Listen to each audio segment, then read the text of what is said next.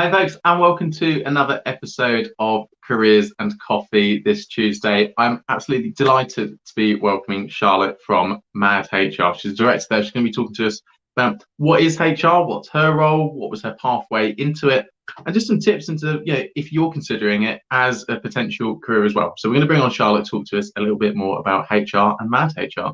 Charlotte, welcome. How are you doing today? Hello. Yeah, I'm really good. Thank you. Really good. Excited to be here. So thank you for inviting me. Fabulous. Now, why don't you just tell us a little bit about who you are, what you do? Well, thank you for the intro. So I'm a director of a company called Mad HR. That stands for Make a Difference HR. And we are an outsourced HR provider. So effectively, we work with businesses to support them with whatever their HR needs, whether it be from defining a HR strategy and working at board level, to creating contracts and handbooks for them, to dealing with employee disputes, delivering training and development, you name it. If it's HR, people related, that's what we do for them. And what's the difference between outsourced and, having folks around in terms of sort of permanent HR?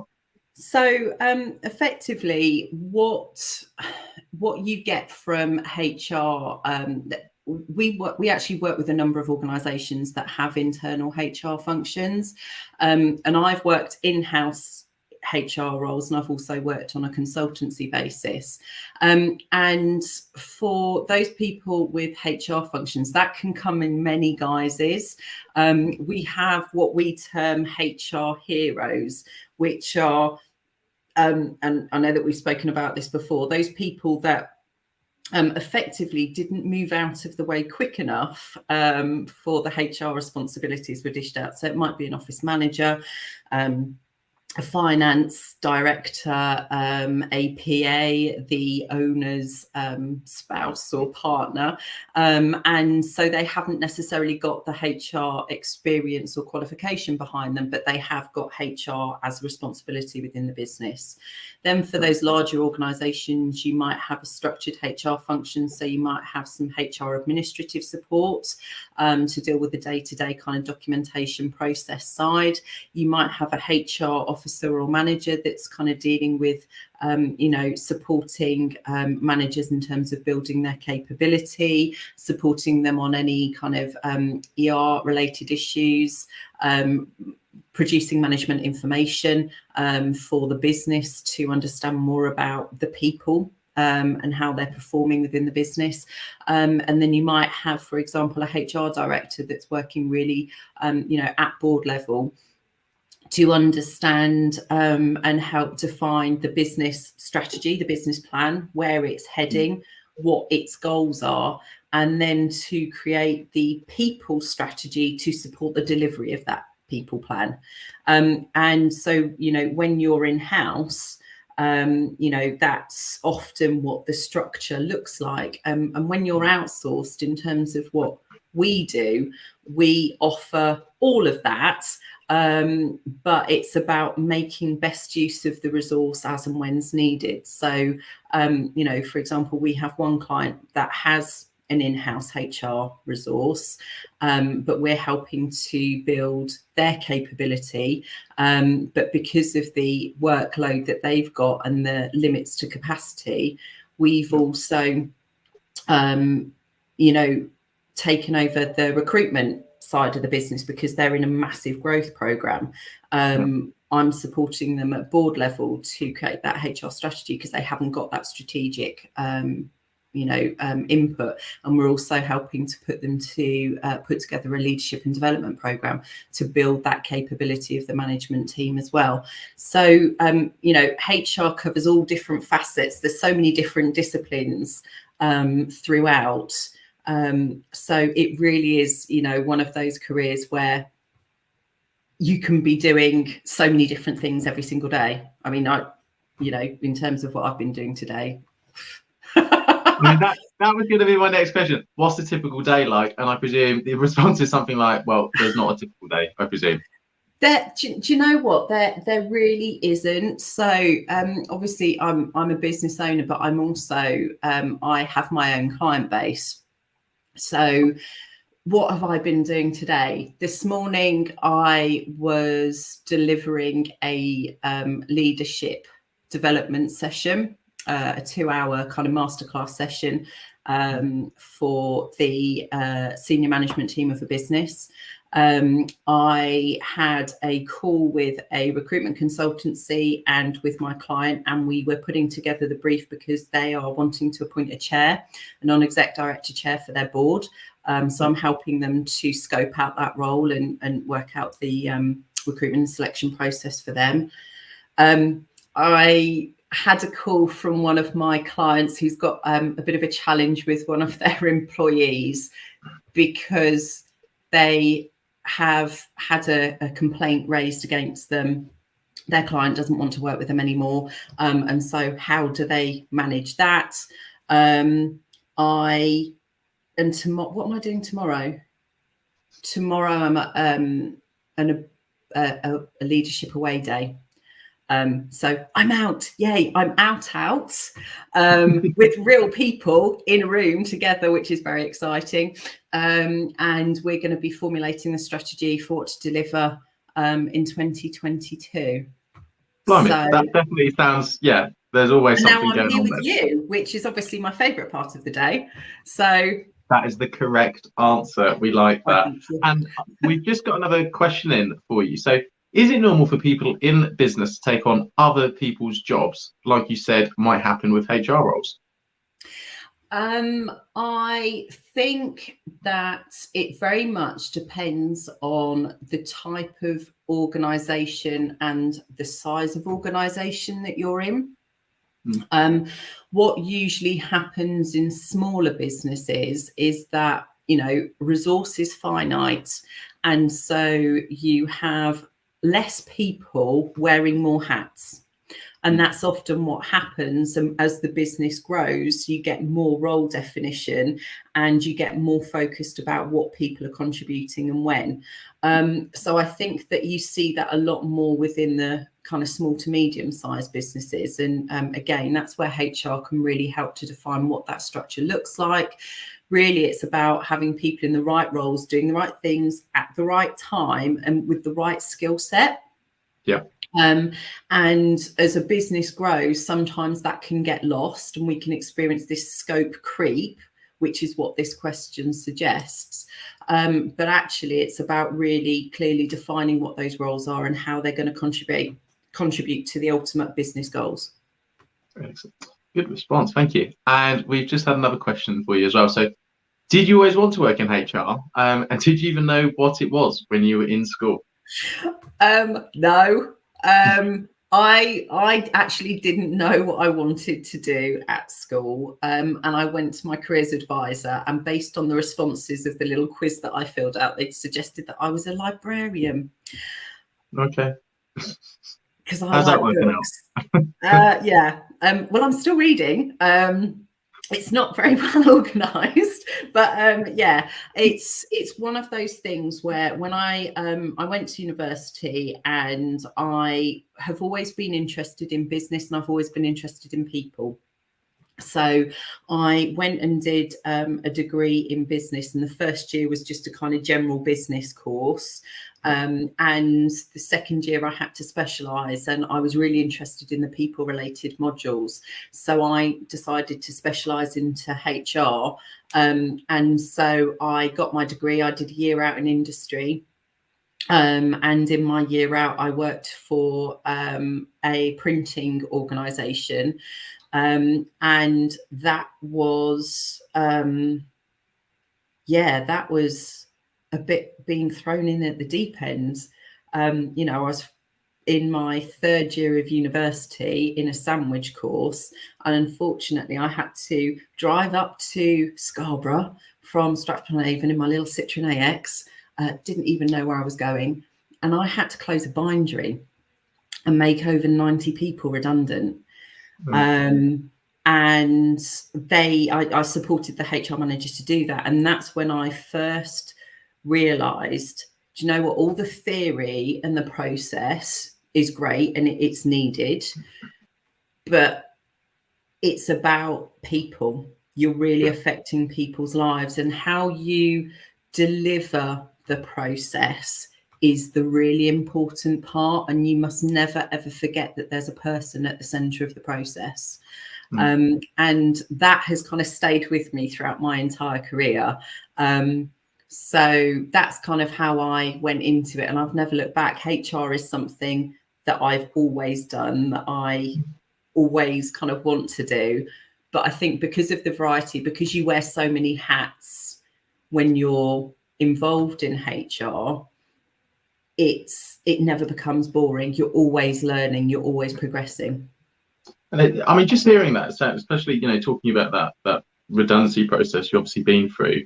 Obviously, there's a process in place that what goes on, but some of the transferable skills like problem solving, teamwork, communication, probably all of those sorts of things must be vital. What are some of the, if somebody's considering to go into HR, what do you think are some of the key transferable soft skills that you think folks need to really set them apart from others and to really deliver on that process?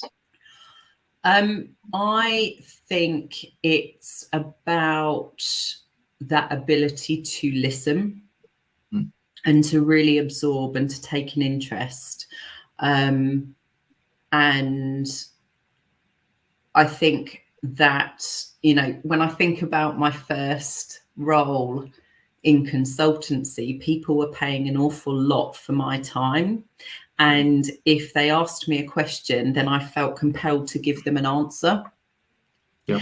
And as I've progressed through my career and I've developed my skills, experience and confidence, I've actually realised, listening and asking questions is so much more powerful. So you don't always have to have the answer, and that's not the important thing. So that ability to listen, that ability to empathize, having an interest. If you're, for me, I think if you're thinking about going into a career in HR, you've really got to be interested in A, people, and B, business.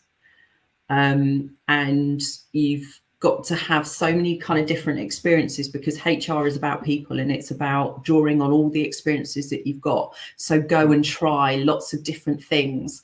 I've been a carer, I've worked as a waitress, I've worked in hotels, in pubs, I've worked in golf clubs, I've worked in the night shift, kind of inputting papers into a bindery at that actual place that I did HR in, and that was quite unique. But all of that kind of you're able to draw on those experiences and really relate to people.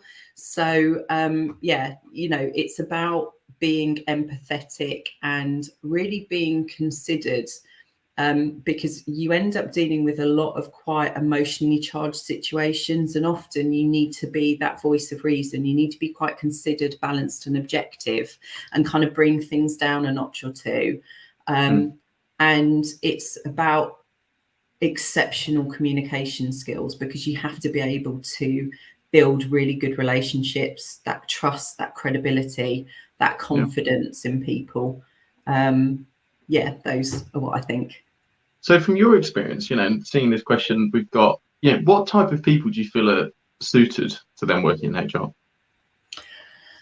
I think people, as I've just described, they need to be people. They need to be interested in business, as I've said, because HR is not this kind of pink and fluffy function where you can sit around and just have chats all day. You have to be able to understand where the business is going and to be able to contribute to the business's performance. You need to really be able to add value.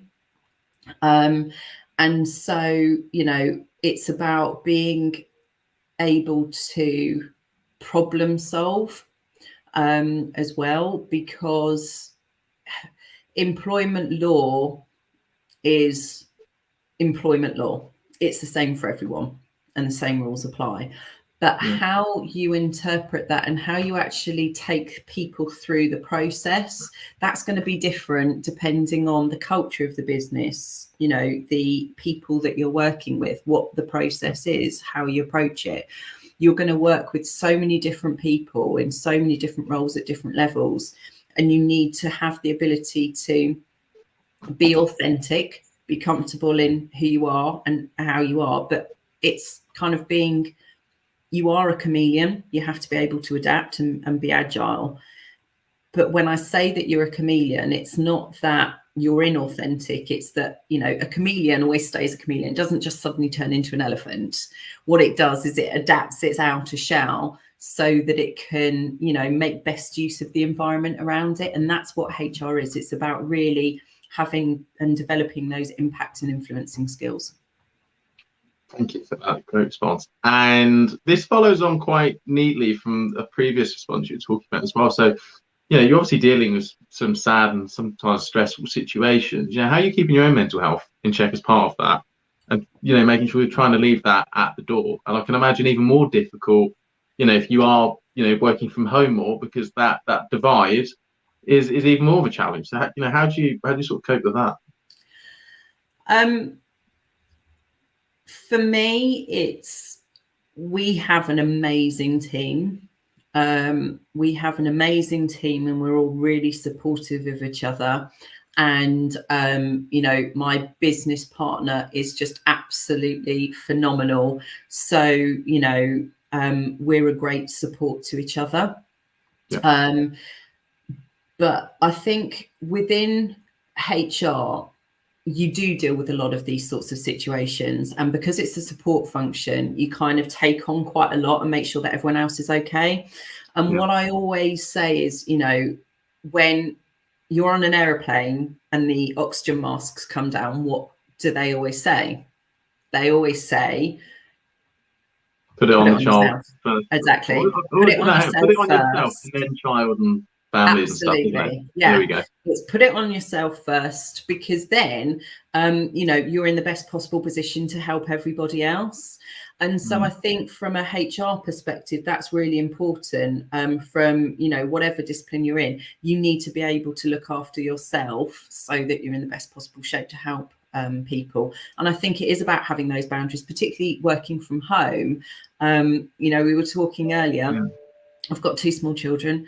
That snaps me out of it, because as soon as they come home from school, I don't have a choice. You know, the second that they wake up in the morning to when they become unconscious at night, you know, they really bring you into the present. So I think that I'm really lucky in that I've got a huge support network around me. And actually carving out that time for myself is really important to look after my own health and well-being. That's really good. I think everyone can take something from that. Talking about planes, I can't even remember the last time I was on one. Okay, no, absolutely. Next year. Oh, definitely. Next question. So climate change and sustainability are big topics, especially with COP26 happening at the moment. How do these issues come into HR? Good question.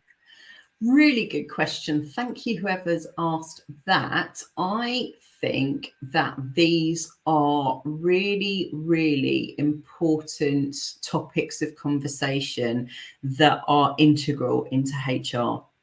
This is what people are talking about. This is what people are interested in. And, you know, when I think COVID is another example of this, in that, you know, COVID and these topics, they could be quite potentially divisive. So I'll give you a really practical way of how this comes into HR. We've had a number of calls where we've had to support clients in managing heated arguments, debates that have got out of hand because of differing views within a workplace. So how do you kind of manage that when people have got different belief systems or, you know, views about situations? So that's kind of very much from an operational point of view. I think from a kind of strategic HR point of view, this comes around to the corporate social responsibility. So CSR, I was talking to a client about that earlier on today, in terms of looking at, well, what's important to us as an organisation? You know, what do we want to stand for? How are we, you know, feeding and impacting our local community? What are we doing? What's important to us? What are we doing in terms of sustainability? And I think that responsible businesses have a duty to consider what this means to their team, because in terms of building engagement with the team, if this is what people are talking about, you know, it's naive of you to think that you can ignore it and not do anything about it. So I think it's really about, HR for me is one of the main focuses is about engagement. It's about engagement of people. And so having a really strong belief system, a strong message as to where do we stand as a company? How does this impact our culture, and how can we share that in terms of reflecting that in our employer brand, our marketing message, our HR practices and processes and strategies? Does it impact HR? Yes, it absolutely does. Brilliant, thank you. And one last question. For any young person who's watching this and thinking, I want to pursue HR as a career, what's your best advice to them? I would suggest just get experience in lots and lots of different types of organizations, because finding out how different organizations function, what the culture is like, and be really inquisitive, ask lots of questions, speak to people, you know, network. You are speak to Jordan, the king of the networking scene, that you know everybody. And so really listen to people, understand what makes people tick, understand about business and how different organizations work and function. And you know, because as I say, some really fantastic HR practitioners, they're not like me. They didn't just fall into it and they've done that all through their careers. Actually, they've had a number of different operational roles, and then an opportunity presented itself. And because they've been able to demonstrate some of those skills that we were talking about earlier, actually, they've had the perfect opportunity to go into HR. And I think that often some of those great HR practitioners, they've got that experience under their belt, which will help to inform and make them even better, more effective, more impactful and influential HR people. What a careers in coffee, Charlotte. Thank you so much. I could sit here for the rest of the evening and just throw questions at you, because you're so insightful and knowledgeable about this, and you shared so much good advice. So thank you so much for joining us for this session. Been fabulous. You're welcome. Always a pleasure. It's really good to see you, Jordan. Thank you. Likewise. Thanks, Charlotte. So, folks, that was Charlotte Bates, director at MAD HR, talking to us about HR, her pathway into it, but then also some brilliant advice to end on in terms of how you could also go into HR. So huge thank you to Charlotte, Matt HR, and all the team there as well. I'm sure you can find all of their details below if you want to check out their website and stuff. So huge thank you for them joining us. So that wraps up today's Careers and Coffee session. Be sure to tune in on Thursday when we'll have another awesome guest. But yeah, thank you so much for joining.